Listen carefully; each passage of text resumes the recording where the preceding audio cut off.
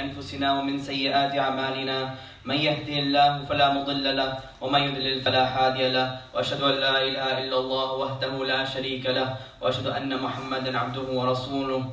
Before I begin, can I request all the brothers and sisters to move forward, please fill in the gaps, inshallah. And so I'm just going to start off with a verse from the Quran, Surah Baqarah, ayah number 252. الله ولي الذين آمنوا يخرجهم من الظلمات إلى النور. And so Allah subhanahu wa ta'ala is the guardian of all of the believers. He brings them out of darkness and into light.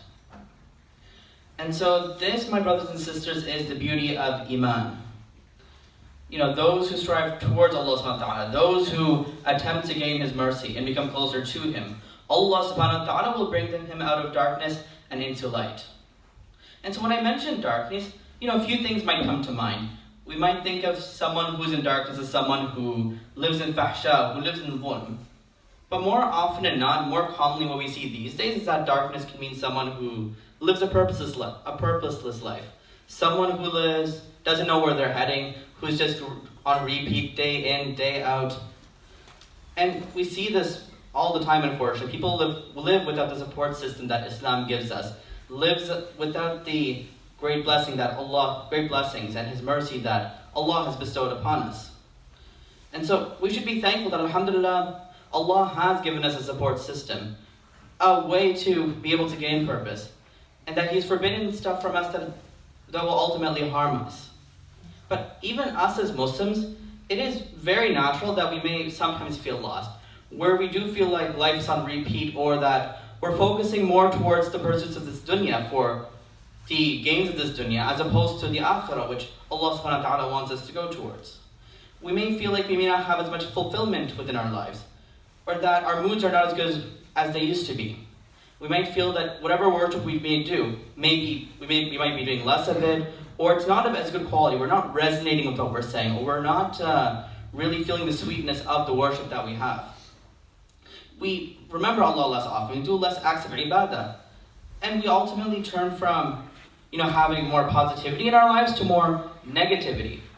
And this is very normal because our iman will go up and down, undoubtedly. This is something that happens to every single Muslim. It's happened to me, it's happened to every single one of us in here.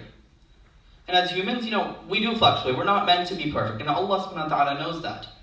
And it's completely natural. But during these times, that's when Allah subhanahu wa ta'ala really tests us. That's where He really wants to see, He really tests us and see what we are going to do when our iman does go into a state that is lower.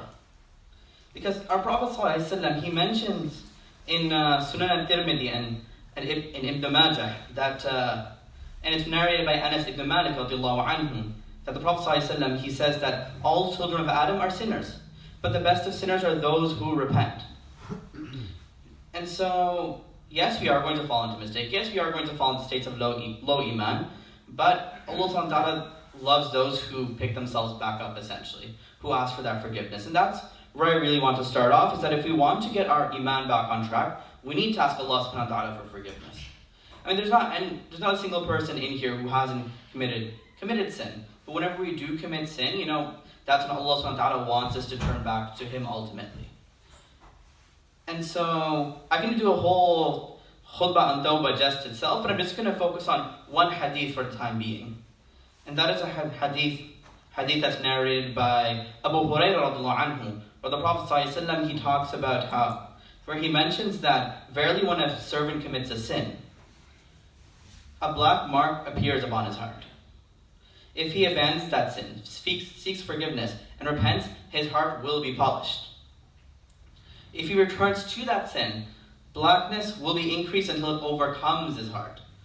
It is a covering that Allah has mentioned. No, rather it is a covering over their hearts from what they have earned. And so, what does it mean by this covering? This covering that eventually engulfs our heart if we commit too many sins without asking forgiveness. It's one that blocks us from that fulfillment, from that good mood, from the sweetness of our ibadah that I was talking about earlier. And so that could be a cause of low iman. It's just we're committing sins, we're continuing to commit sins without regretting it, without asking for forgiveness from Allah subhanahu wa ta'ala. So the first thing that we have to do is to ask for forgiveness. A second thing is the dhikr of Allah subhanahu wa ta'ala. When our iman goes lower, ultimately we remember Allah subhanahu wa ta'ala less. And so in the Quran, Allah mentions, the people who are who are engaged in dhikr often, and those who aren't engaged in dhikr of Allah. And dhikr of Allah, it could be tasbih, it could be salah, reading Quran. It covers all of those areas.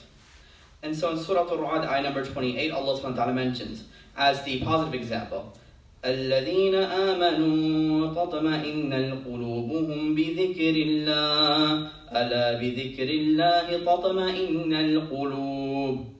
Those who believe and whose hearts find comfort in the remembrance of Allah subhanahu wa ta'ala. Surely in the remembrance of Allah do hearts find comfort. And now for the negative example. وَمَنْ أَعْرَضَ عَنْ ذِكْرِي فَإِنَّهُ لَهُ مَعِيشَةً ضَنْكًا. But whoever turns away from my reminder will certainly have a miserable life. And so you see one opposite, where when we turn towards Allah subhanahu wa ta'ala, we find comfort. Whether it's during an uptime or a downtime, we will ultimately find comfort within Him. But then if we don't remember Allah subhanahu wa ta'ala, life becomes, more miserable. We see less positivity within it. So that's the positive and the negative root that Allah subhanahu wa ta'ala mentions within the Quran. And so remembering Allah, putting the time and the dates to remember Him is something that we should prioritize. And the most important remembrance that we can do is our salah. Again, I can do an entire khutbah on the importance of salah. I'll save that for another day. But just to briefly talk about salah, it's, especially our 5 daily prayers have to be established within our days. That's a command from Allah. It's one of the pillars of Islam. And even some of the scholars, this is a more extreme opinion, believe that, even missing one salah could count as kufr. I'm not of that opinion, but the fact that the opinion does exist should scare us. And so missing salah, it is a grave sin. It makes us, worse. It's worse than most of the other sins that do exist. And so we need to be able to establish our salah, because yes, there is a grave punishment for missing salah, but then there's a huge reward for doing all of our 5 salah. Because salah is ultimately our lifeline. It's what connects us and refreshes us throughout the day by being able to speak to Allah subhanahu wa ta'ala, by being able to connect with Him. And after establishing our salah, establishing the deeds that are ultimately mandatory, we can also go above and beyond as well. Because in another hadith that's narrated by Abu Hurairah radiallahu anhu, I'm just going to summarize this hadith because it is a bit lengthy. But basically the summary of this hadith is that Allah subhanahu wa ta'ala, His favorite deeds are the fara'id, the ones that are farad. And so that does help us earn Allah subhanahu wa ta'ala's love. But then after that, to gain even more love from Him, He encourages us to do more of the sunan, the nafa'il. And so that's how you can draw closer to Allah subhanahu wa ta'ala. And then you'll reach a point where what you hear is what Allah subhanahu wa ta'ala wants you to hear. What you see is what Allah wants you to see. Where you walk is where Allah wants you to walk pretty much. And that's where, your du'as will get accepted at that specific stage. That's just a summary of the hadith that's found in Sahih Bukhari. And so, what I'm talking about here is that if we want to be able to gain a higher iman, we should try to do more of the sunan, more of the nafa'il, after we've established the fara'id within our lives. And then, the last thing from this section I want to talk about is dua. It's like if we're in a state of low iman, we need to ask Allah subhanahu wa ta'ala to gain closeness to Him. We need to ask Him that we want His rewards in the akhirah. We want to be a good believer. We want to have that pure, clean heart. So we need to make that dua to Allah. Some examples is Allahumma inni as'aluka qalban saliman, or Ya muqallib qulub thabbit qalbi ala dinik, or Allahumma inni as'aluka al-huda wal-taqa wal-afaf wal-ghina. These are a few du'as that you can use, that you can, to ask Allah subhanahu wa ta'ala for a pure heart to guide you and to gain taqwa. Next thing that we can do to gain closeness to Allah subhanahu wa ta'ala, to revamp our iman, is to gain knowledge. Ultimately, gaining more knowledge about our deen will bring us closer to Allah. We better understand the deen, we're better able to practice it.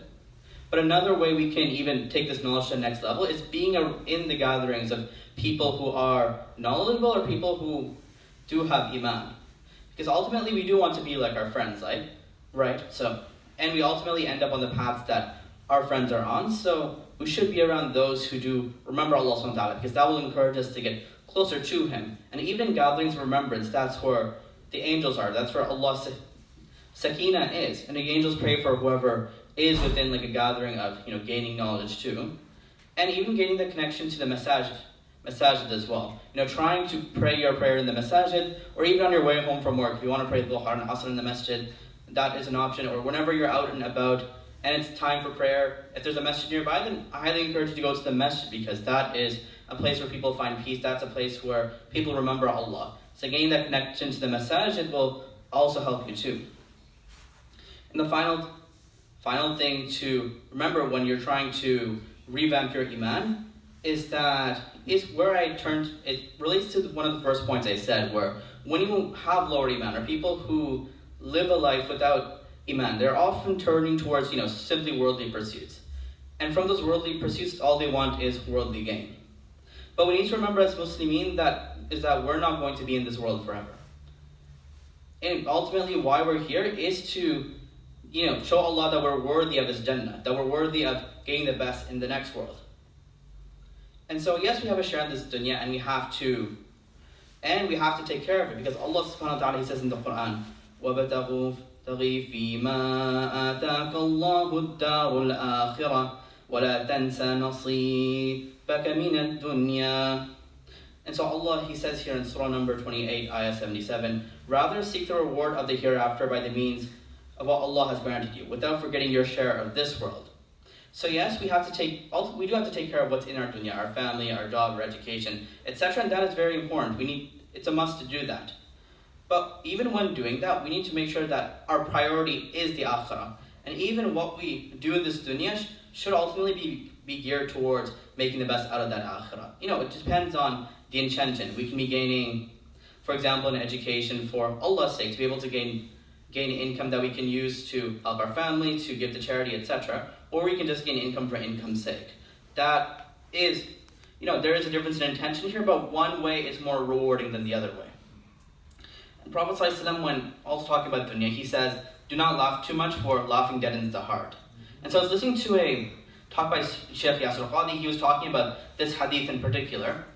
And even he extended it beyond just the meaning of laughing, where instead of just, talking about, laughing and entertainment, he's talking about how, people may put their attention towards simply worldly functions, or simply worrying about their own body or physical self in this world, as opposed to themselves in the next world. And so, that he was just talking about how focusing just simply on your own physical self or your own dunya, it's what deadens your heart. It's what makes it hard and takes you away from the remembrance of Allah subhanahu wa ta'ala. So that's one point that I just wanted to highlight on. أقول هذا استغفر الله لي ولكم.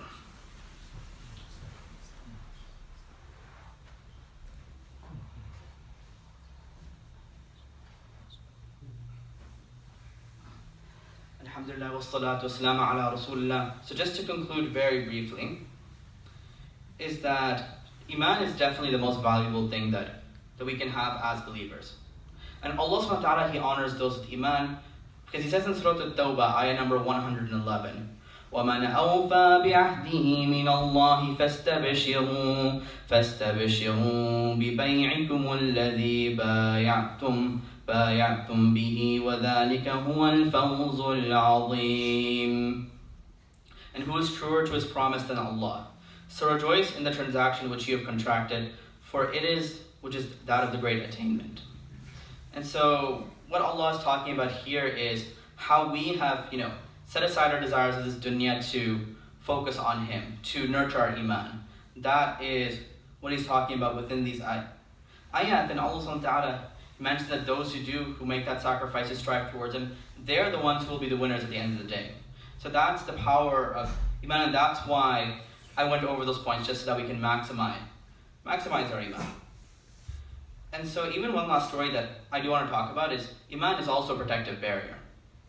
And so there was a video I recently watched by a famous da'i on YouTube, Ali Dawah. He mentions the story about a specific magician, when she was talking about how she, put spells on people, did sihr essentially. she talks about how she can never attack Muslims. And the reason why she can never get to Muslims is because they have positive energy to them and they're constantly feeding that positive energy through their worship. And so that positive energy that she's talking about is our own iman. The worship is our salat, our dhikr, being consistent with it as well. She says that she's not able to target them, but she's able to go for someone who might go to church every few years, but who is whenever things go wrong and then forgets about religion afterwards.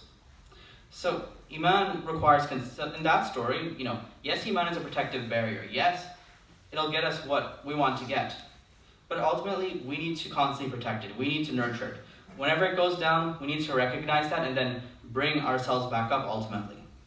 And that's how we are able to get our iman back up. That's how we'll be able to, inshallah, gain the great attainment that Allah subhanahu wa ta'ala mentions.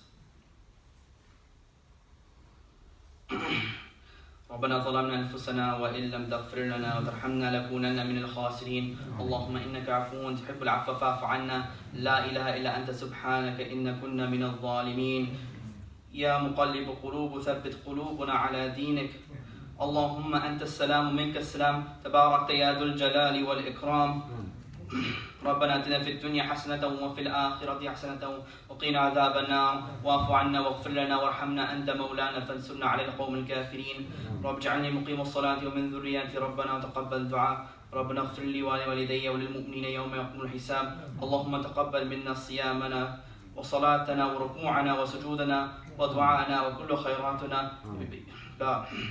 برحمتك يا أرحم الراحمين آمين يا رب العالمين وأقيموا الصلاة